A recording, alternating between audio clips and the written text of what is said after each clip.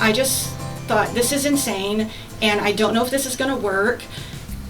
Who wants to go to a bookstore, and where is there a bookstore in an antique store that's tiny, like a micro bookstore, you know? And so I just decided, okay, it's only a 3-month commitment, so I'm going to try it. And I sketched out on a piece of paper kind of what I wanted to look like, and I showed it to my husband, and he built it for me in pieces, like a Lego set. And we like loaded it up on a trailer, brought it up here, and he put it all together and just created like a miniature bookstore within this store. And with the support of the owners of the store and the community, it just became more successful than I could ever imagine.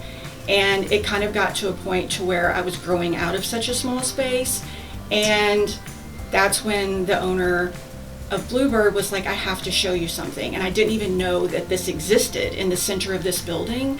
And when she showed it to me, she's like, I think this would be perfect for you to expand into.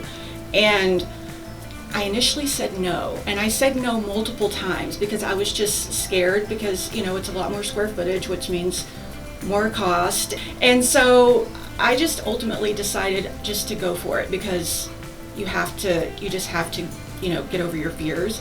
So I just did it. And again, this community has showed up in ways that I can't even imagine. The women that I've met through the publishing industry in general, there's so many of them that have just, I've watched them grow and build in an industry that's really hard to succeed in. And their resilience is just, it's something that just continually reminds you that you have to just keep pushing forward. And if you can't go through, go around. If you can't do it one way, find another way. And I think that's what inspired me to get to this point, because that's exactly what I did. And they just continually have, you know, shown me through, you know, a very, you know, difficult industry that you just have to keep going. My biggest piece of advice to others, especially younger women starting out in any kind of business, is surround yourself by good people that are just as excited for your successes as you are, because when one of us wins, we all win.